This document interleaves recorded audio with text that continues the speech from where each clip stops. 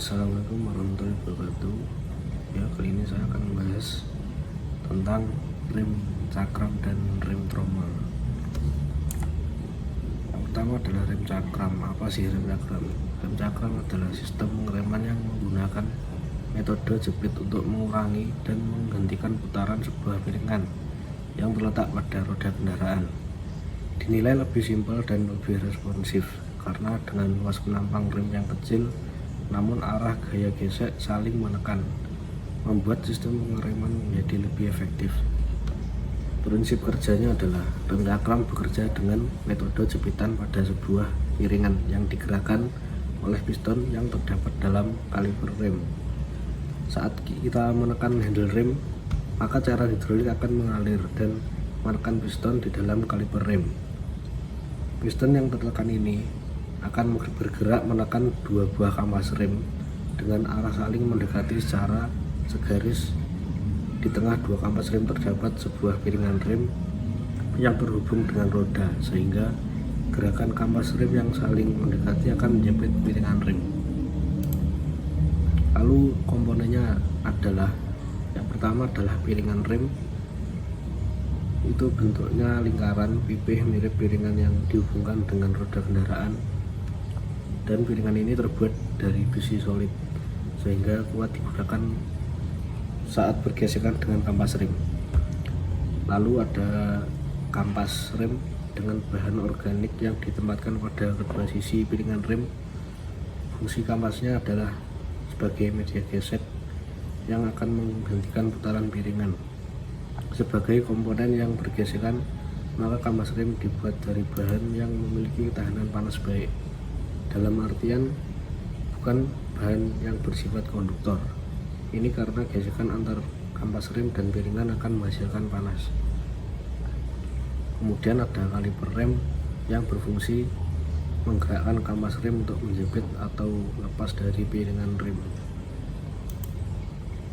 Lalu tipe-tipe cakram. Yang pertama ada single piston, merupakan kaliper rem yang hanya memiliki satu buah piston untuk menggerakkan dua kampas rem. Yang kedua, multi piston, merupakan kaliper rem yang memiliki dua atau lebih piston untuk menggerakkan kaliper rem.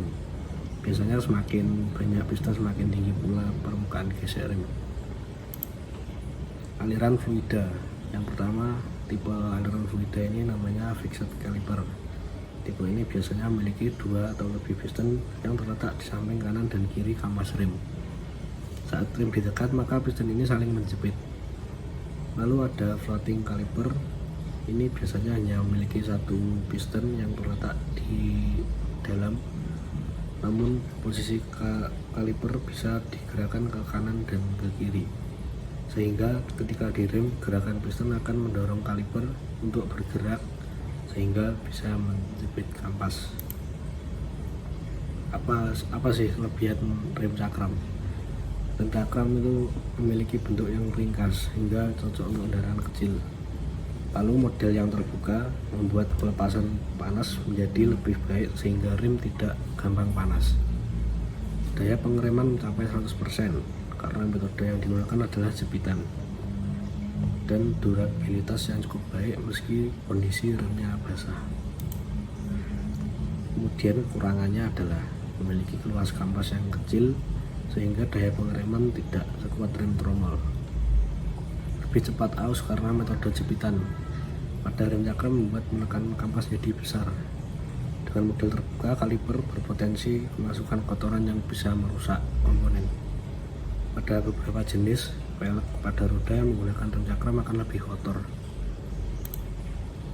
Lalu kerusakan yang sering terjadi pada rem cakram adalah muncul suara berjejit, remnya getar keras saat ditekan, tidak pakem dan ganjal, dan remnya jadi dalam.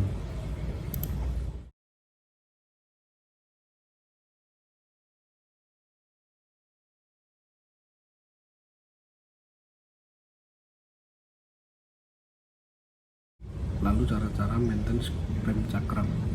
Yang pertama, siapkan kunci L segi 6 dan kemudian tang kombinasi, lalu siapkan kampas rem yang baru dan siapkan oli. Sebelum melepas perlu diketahui ada dua jenis cakram yang dipakai pada motor, tipe single piston dan double piston. Untuk tipe single piston yang banyak digunakan pada motor keluaran di bawah 2010 seperti Supra Series memiliki konstruksi yang berbeda dengan tipe single piston yang dipakai Matic saat ini. Yang pertama adalah buka baut mengikat bracket rem. Bisa ditemukan dengan mudah karena merupakan baut yang menghubungkan kaliper rem dengan fork arm suspensi. Jadi ada dua baut dengan model segi 6, itu dikendorkan dengan kunci L, dan kalau susah dibantu dengan pemanjang. Kalau sudah kendor tinggal diputar menggunakan tangan. Yang selanjutnya lepas baut pengikat kampas rem. Ini khusus double piston. Jika sedang melepas kampas yang di bawah 2010 maka banyak masih penggunaan konstruksi yang ini. Ada dua buah baut dengan pengobeng min yang terletak di tengah kaliper rem.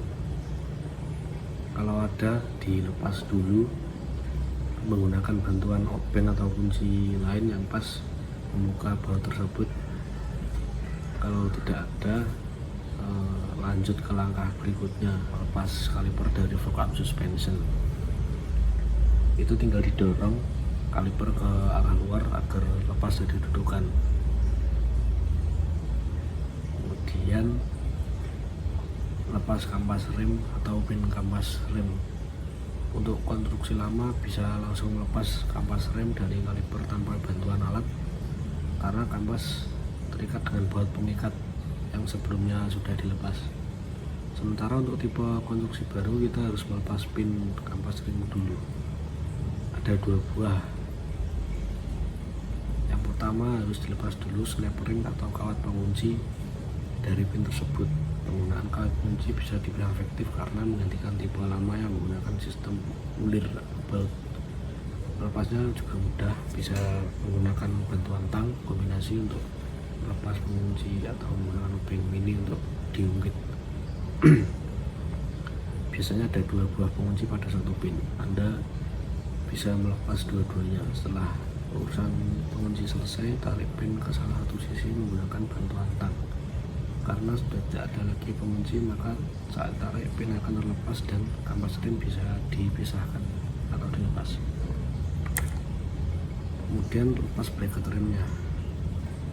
Lepas bracket rem yang menghubungkan kaliper dengan fork arm suspensi.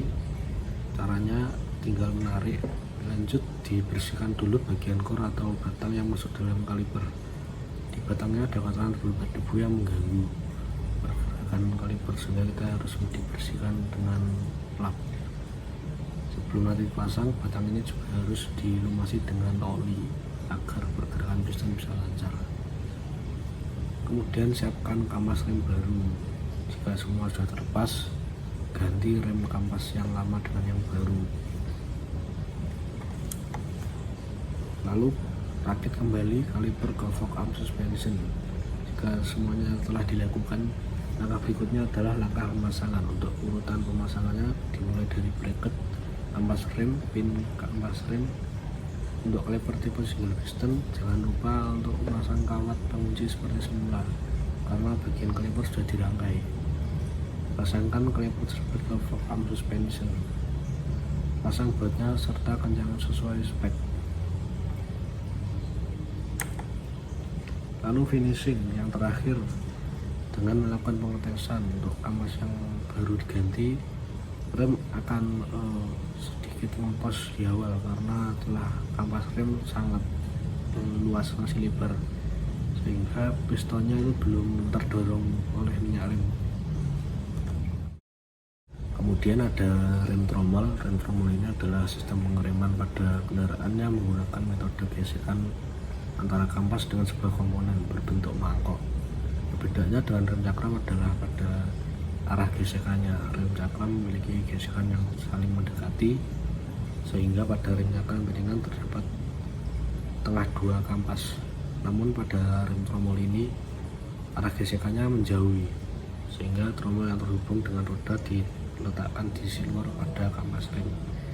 Jadi kalau cakram itu dijepit gini ya, tapi kalau tromol itu meluas gini jepitnya.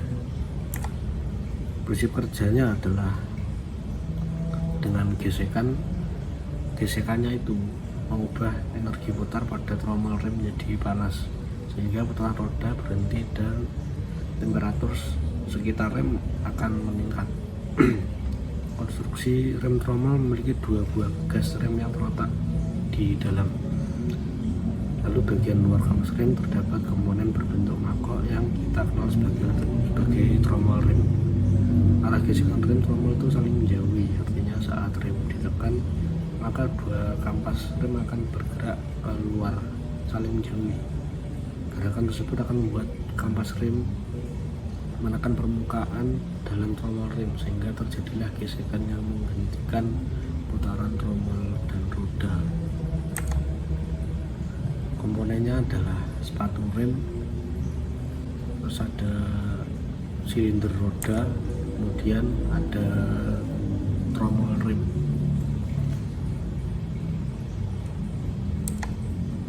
Lalu tipe-tipe tromol, yang pertama ada leading trailing, itu sepatu rem berperan sebagai leading dan satunya sebagai trailing. Leading shoe artinya sepatu rem menekan tromol dengan putaran tromol melawan arah gerak kampas, sementara trailing menekan tromol dengan putaran tromol searah dengan gerakan kampas. Ciri rem tipe leading trailing adalah memiliki satu silinder roda di bagian atas dan ujung bawah sepatu rem itu fix atau sudah dibaut pada backing plate, sehingga permukaan yang efektif menekan tromol adalah permukaan kampas bagian atasnya. Lalu ada leading shoe, tipe ini punya dua silinder roda yang ada di ujung atas dan bawah sepatu rem, sehingga saat rem ditekan baik permukaan atas atau permukaan bawah kampas rem seluruhnya akan tertekan ke permukaan tromol rem. Tipe leading shoe juga ada dua. Yang pertama single leading, yang masing-masing silinder roda hanya punya satu piston, sehingga hanya mampu menggerakkan salah satu sisi dari kampas rem. Lalu ada dual leading, artinya masing-masing silinder memiliki dua piston, sehingga semua permukaan kampas rem akan semurah tertekan ke arah tromol rem. Tipe rem tromol ada yang namanya servo, itu punya floating adjuster atau penyetel telah remnya yang bisa gerak ke kiri atau ke kanan. Tipe ini memiliki konstruksi sama seperti leading trailing dengan satu silinder roda yang terletak di bagian atas dan sebuah adjuster di bagian bawah. Namun adjuster ini tidak dibaut ke backing plate, jadi bisa gerak ke kanan atau ke kiri dengan bebas. Tipe servo ada dua, itu uniservo hanya memiliki satu silinder dengan satu piston. Lalu duo servo memiliki satu silinder roda dengan dua buah piston. Jenis sistem rem tromol ada tromol mekanis, adalah rem yang masih digerakkan oleh kawat secara mekanis. Konstruksinya cukup sederhana karena hanya menggunakan sebuah kawat untuk menghubungkan pedal rem atau tuas rem ke akuator. Namun kekurangannya ada pada efisien pengereman. Sistem ini memiliki banyak kerugian tenaga sehingga perlu menekan pedal rem cukup keras untuk menghentikan laju kendaraan. Selain itu, kawat yang mulai membuat penyetelan rem ini harus dilakukan secara terus-menerus. Meski demikian, pada sepeda motor rem tromol mekanis masih digunakan, khususnya pada motor matic. Kemudian ada tromol hidrolik. Ini adalah sistem penggerak rem yang memanfaatkan fluida sebagai pemindah tenaga. Fluida ini tidak dapat dikompresi serta tidak dapat memuai, maka efisiensi penyaluran tenaga dari tuas rem akan berlangsung 100%. Selain itu, sistem hidrolik juga sangat fleksibel dan juga digabungkan dengan sistem rem cakram hidrolik, sehingga rem cakram dan rem tromol dapat sama-sama berfungsi ketika pedal rem diinjak. Karena efisiensinya hampir semua mobil yang diproduksi saat ini menggunakan sistem hidrolik sebagai penggerak sistem remnya. Kemudian ada rem angin. ini adalah penggerak rem yang memanfaatkan tekanan udara untuk menggerakkan tuas rem. Kelebihan sistem rem angin ada pada tenaga pengeremannya. Hal ini karena untuk menekan tuas rem tidak perlu tenaga manusia, melainkan menggunakan tenaga angin yang bisa diset cukup besar. Dalam hal ini tenaga manusia hanya menggunakan untuk mengatur katup yang membuka angin bertekanan tersebut. Untuk menekan tuas rem, dari hal tersebut rem angin banyak digunakan pada mobil-mobil berbobot besar seperti truk dan bis.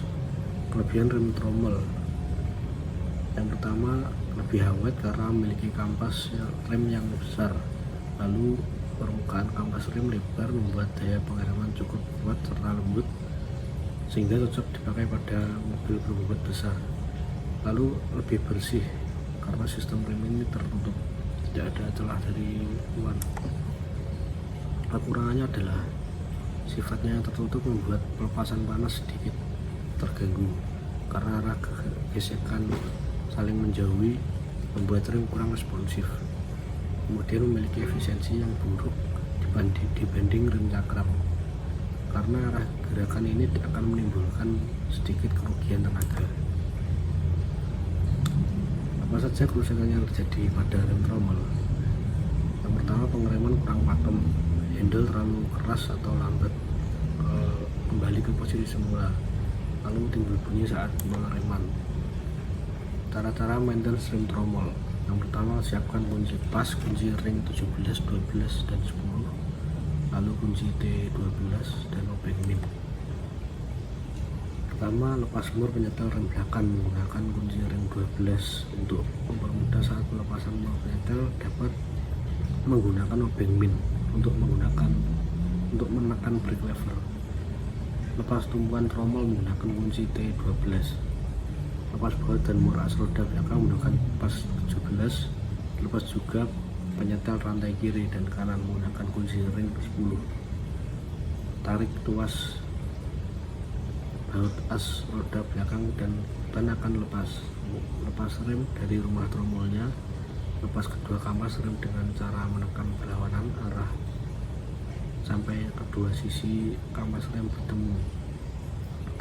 Tarik kampas rem ke atas, lepaskan dari brake cam. Kemudian bersihkan bagian tromol menggunakan aliran kompresor. Lalu beri pelumas atau oli pada brake cam agar tidak macet. Setelah itu bisa dipasang dua pir penahan sepatu rem, kampas rem baru pada kedudukan tromol, dan pasang kembali rem ke tromol. Pasang ban dan komponen lainnya kembali. Setel kepekaan remnya. Jaga main pedal rem dengan cara mutar mur penyetelnya. Dari analisis hasil praktek untuk pemeriksaan cakram dan tromol kemarin, kendaraan saya kondisi rem tromol masih bagus, hanya sedikit kotor. Lalu kampas rem tromol masih tebal dan layak digunakan. Master silindernya masih bagus, kampas rem cakram masih layak digunakan. Minyak rem masih tersedia, jadi tidak perlu diisi. Sekian presentasi dari saya. Assalamualaikum warahmatullahi wabarakatuh.